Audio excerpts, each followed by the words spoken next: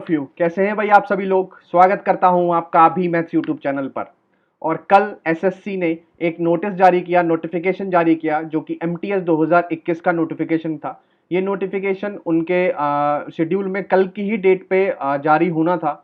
और कल रात करीबन एसएससी ने ये नोटिफिकेशन रात में 11:30 बजे, 11 साढ़े 11 बजे के आसपास इन्होंने अपलोड किया है। तो पता नहीं ये दिन में क्या करते हैं जो रात में 11:30 12 बजे इनको नोटिफिकेशन अपलोड करने पड़ते हैं। ठीक है, ये तो रही दूसरी बात, और कभी और एसएससी के बारे में विस्तार से बातें करेंगे। लेकिन जो ये नोटिफिकेशन आउट हुआ है इसके बारे में कुछ अहम अहम महत्वपूर्ण बातें डिस्कस करने हम आ गए हैं आपके साथ। शुरू से लेके एंड तक एक एक छोटी छोटी चीज एमटीएस 2021 के नोटिफिकेशन के बारे में हम आपको बताएंगे। क्या नए चेंजेस हुए हैं, क्या नई चीजें आई हैं, ठीक है, कौन सी नई भर्ती है जो एमटीएस में लगकर अब की बार आ रही है, जो पिछले 3-4 सालों से नहीं आई है, उसके लिए क्या क्या इंपॉर्टेंट होगा, पेपर 1 पेपर 2, फिजिकल टेस्ट, हर चीज की जानकारी। ठीक है, क्योंकि एक पोस्ट आई है हवलदार नाम की। ठीक है, हवलदार किस किस में आएगी ये भी हम बताएंगे आपको। सारी जानकारी, संपूर्ण जानकारी आपको हम इसे आने वाले कुछ 7 से 8 मिनटों में हम इसी वीडियो में आपको दे रहे होंगे। तो प्लीज बने रहिए, पूरी वीडियो को देखें और एक एक छोटी छोटी बातें आपसे शेयर करेंगे जो जो इस नोटिफिकेशन में है, जो आपको किसी ने नहीं बताई होंगी। एंड अगर आपको वीडियो अच्छी लगे तो लाइक का बटन जरूर दबा देना और चैनल को सब्सक्राइब करना ना भूलें। तो ये रहा नोटिफिकेशन आपके सामने। ठीक है, सबसे पहले नोटिफिकेशन जो है हमारे टेलीग्राम चैनल पर हमने ये अपलोड कर दिया था। वीडियो थोड़ा हम लेट बनाते हैं क्योंकि समय लगता है वीडियो बनाने में। ठीक है, लेकिन अगर आप जल्दी से जल्दी अपडेट लेना चाहते हैं तो हमारा टेलीग्राम चैनल ज्वाइन करना ना भूलें। जल्दी से जल्दी जाकर ज्वाइन करें, डिस्क्रिप्शन में लिंक मैंने दिया हुआ है, वहां जाके ज्वाइन कर सकते हैं हमारा टेलीग्राम चैनल। और एक डाउट ग्रुप, सॉल्विंग ग्रुप भी है, वहां पर उसी टेलीग्राम चैनल को ज्वाइन करेंगे तो आपको वहां पर डाउट सॉल्विंग ग्रुप का भी लिंक मिलेगा। वहां पर जाके आप कोई भी अपना कोई भी, अगर आपका कोई भी प्रॉब्लम है किसी भी एग्जाम के रिलेटेड, चाहे वो बैंकिंग हो, चाहे वो एसएससी हो, चाहे वो रेलवे हो, किसी भी बैंक एग्जाम के रिलेटेड हो, तो आप वहां पर पूछ सकते हैं। आपको जरूर वहां पर कोई ना कोई प्रॉब्लम का जो है सॉल्यूशन जरूर मिलेगा और आप अपने क्वेश्चन भी उसमें पुटअप कर सकते हैं। ठीक है, चलते हैं अपने नोटिफिकेशन के सामने। नोटिफिकेशन जो है एसएससी ने रात 11 साढ़े 11 बजे डाला। उसके बाद हम आपको बता देते हैं कि इस फॉर्म को आप कब तक फिल कर सकते हैं। ये एमटीएस 2021 का फॉर्म है। ठीक है, उसमें आप 30 अप्रैल रात 11 बजे तक आप इस एग्जाम को जो है वो आप फॉर्म फिलअप कर सकते हैं। ठीक है, और लास्ट 2 मई रात 11 बजे तक आप इसमें पेमेंट कर सकते हैं। ठीक है, पेमेंट आप थोड़ा 1-2 दिन एक्स्ट्रा दिए हैं उन्होंने, पेमेंट आप 2 मई तक कर सकते हैं, लेकिन जो फॉर्म है फॉर्म आपको 30 अप्रैल रात 11 बजे तक फिल करना होगा। और मैं आपको बताता हूं, जो भी देखना है देख लीजिए, फॉर्म जितनी जल्दी हो सके फिल कर देना, क्योंकि एसएससी की जो वेबसाइट है वो बहुत ही स्लो चलने लगती है लास्ट टाइम पे। ठीक है, तो बिल्कुल सोच लीजिए, समझ लीजिए, और अगर तैयारी करनी है तो तैयारी शुरू भी कर दीजिए। और मैं आपको बताऊंगा एग्जाम कब होना है। ठीक है, एग्जाम भी इन्होंने बता दिया है, शेड्यूल है जुलाई 2022 में एग्जाम होना शेड्यूल है। तो करीबन करीबन आपके पास अभी 3-3.5 महीने हैं। अगर आप इस एग्जाम की तैयारी करना चाहते हैं, 3 से 3.5 महीने बहुत ज्यादा है। एक्यूरेट पाथ पे अगर आप चलेंगे, वो हम आगे आपसे डिस्कस करेंगे। अगर आप चाहते हैं कि हम एक एक्यूरेट पाथ, आपको टाइम टेबल वगैरह बताना शुरू करें, ठीक है, बताएं, अपना एक्सपीरियंस बताएं, तो आप जरूर कमेंट एक बार कर देना। ठीक है, और वीडियो को लाइक और चैनल को सब्सक्राइब जरूर कर देना भाइयों। ठीक है, तो ये जुलाई में आपका एग्जाम होगा। डिस्क्रिप्टिव की डेट इन्होंने अभी नहीं दी है, ये आगे देंगे। ठीक है, आगे चलते हैं। आगे क्या है भाई, वैकेंसी एमटीएस की वैकेंसी तो इन लोगों ने नहीं बताई है, लेकिन एमटीएस में ही अब की बार बहुत सालों बाद हवलदार की वैकेंसी जुड़कर आ रही है। और हवलदार किसमें, सेंट्रल बोर्ड ऑफ कस्टम में। ठीक है, और सेंट्रल बोर्ड ऑफ नारकोटिक्स। ठीक है, एक नारकोटिक्स में और एक आपका कस्टम डिपार्टमेंट में और नारकोटिक्स डिपार्टमेंट में। कस्टम डिपार्टमेंट जिसमें आपको जीएसटी इंस्पेक्टर लगते हैं सीजल के थ्रू, इसमें, और नारकोटिक्स डिपार्टमेंट जो नारकोटिक्स डिपार्टमेंट है इसमें। इन दोनों में हवलदार की पोस्ट आई है। ठीक है, इन दोनों में कितनी हवलदार की पोस्ट आई है हम इसको बाइफरकेट करके स्टेट वाइज भी हम आपको दिखाएंगे। ठीक है ना, ये देखिए। और लेकिन एमटीएस की वैकेंसी अलग है। आप ये मत सोचना कि एमटीएस में टोटल 3603 वैकेंसी आई, नहीं नहीं नहीं, ये हवलदार की वैकेंसी और एमटीएस की जितनी आती हैं करीबन 5000, 6000, 7000, जो हमें बाद में पता चलेगा, वो उतनी आई होंगी। और 3603 ये हो गई, तो करीबन करीबन अब की बार मुझे लग रहा है 9000 प्लस ही वैकेंसी जाने वाली है। ठीक है, ये देखिए, ये है आपके details of havildar in CBIC and CBM, ये आप देख सकते हैं। सीजीएसटी में ये सारे हैं।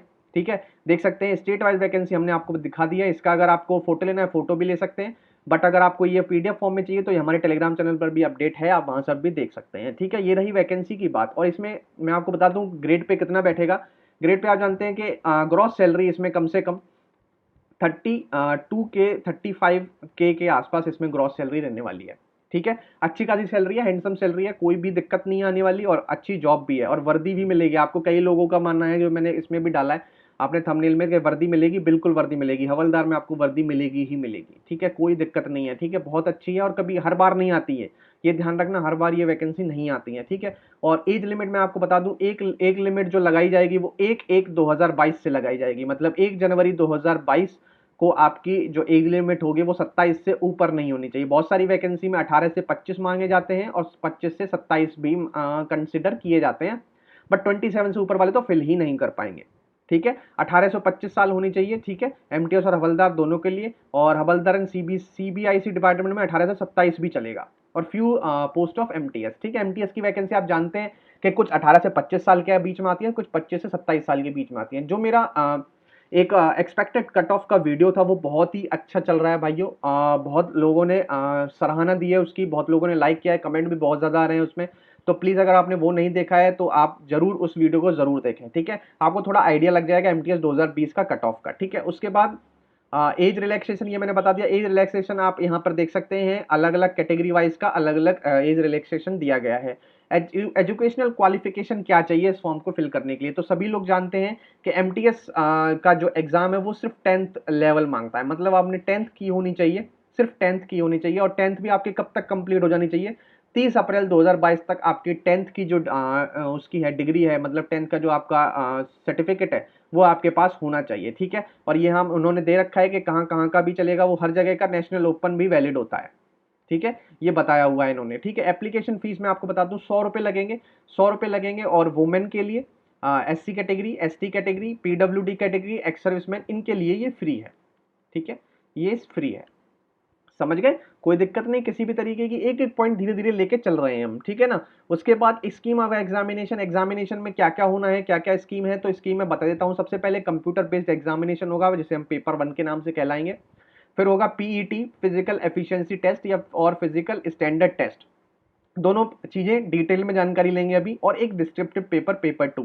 सबसे पहले मैं बता दूं, जो हमारी पोस्ट मिलेगी, जो हमें मेरिट बनेगी, वो मेरिट सिर्फ पेपर 1 के साथ मिलेगी। ये सब क्वालिफाई नेचर है, ये बस क्वालिफाई करना है आप लोग, पेपर 1 के हिसाब से मेरिट बनेगी, सबसे पहली बात। ठीक है, उसके बाद ये देख सकते हैं कि आप पेपर 1 में क्या क्या आना है। पेपर 1 में सेम सीजीएल सीएचएसएल वाला काम होता है, 25-25 क्वेश्चन होते हैं। ठीक है, 1-1 मार्क्स के होते हैं इसमें, और 90 मिनट्स का टाइम होता है, जबकि सीजीएल सीएचएसएल में यहाँ पर 60 मिनट्स का टाइम होता है। ठीक है, 90 मिनट का टाइम होता है, क्योंकि 10th लेवल का एग्जाम है, थोड़ा टाइम बढ़ा दिया जाता है। और general intelligence, reasoning, numerical aptitude, और जनरल अवेयरनेस और जनरल इंग्लिश, ये आपके चारों सेक्शन आते हैं।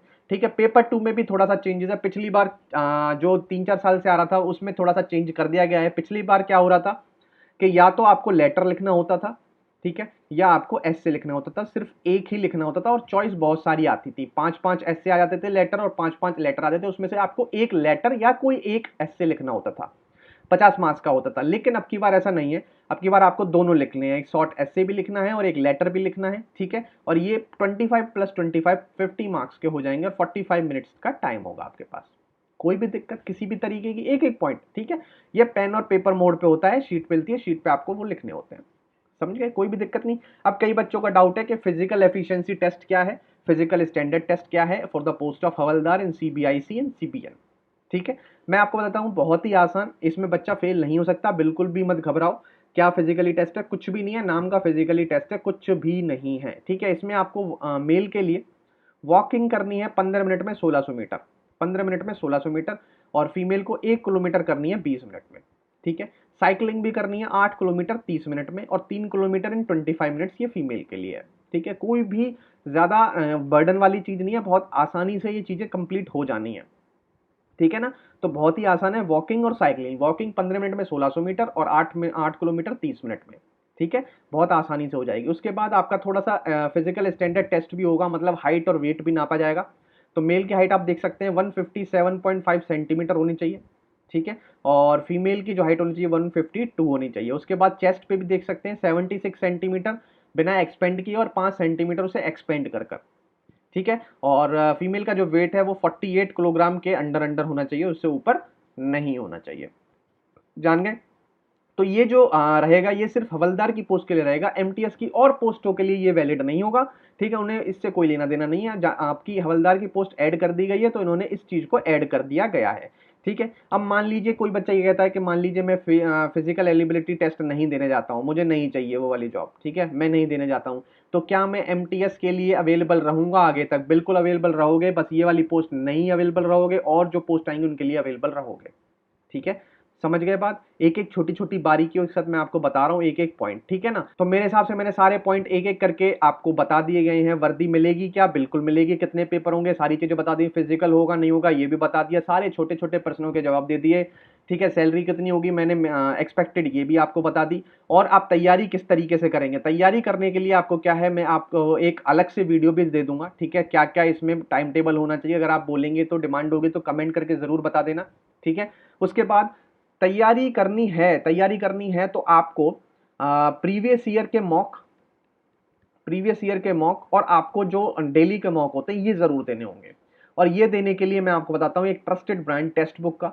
टेक्स्ट बुक के अलावा आप कोई भी और परचेज ना करें, ठीक है, टेक्स्ट बुक का परचेज करें। मैं इसे ऐसे नहीं कह रहा कि मैं इसकी ब्रांडिंग कर रहा हूँ या कुछ है, ऐसा कुछ भी नहीं है, ठीक है। आप एक बार दे के देखिए और फिर एक बार पेपर दे के आइए, फिर आप अपने आप समझ जाएंगे, ठीक है ना। टेक्स्ट बुक का जरूर ले लेना। और इनका जो 360 रुपीज में पास मिल रहा है वो भी 18 मंथ का पास है, वैलिड है। तो इस पास को अगर आप ले लेंगे तो आप कोई भी गवर्नमेंट एग्जाम हो, चाहे वो बैंकिंग हो, चाहे वो एसएससी हो, चाहे वो रेलवे हो, आप किसी भी में जाके मॉक दे सकते हैं। तीनों के पास आपको उसमें मिल जाएंगे, ठीक है। और अगर आप हमारा कोड इस्तेमाल करेंगे अभी10 तो आपको 39 रुपीज का ऑफ फीस में मिल जाता है, ठीक है। ये जरूर परचेज करना, क्योंकि बिना इसके आप आगे नहीं बढ़ पाएंगे, क्योंकि बिना मॉक के आप आगे कर ही नहीं पाएंगे, कुछ तैयारी नहीं हो पाएगी, ठीक है।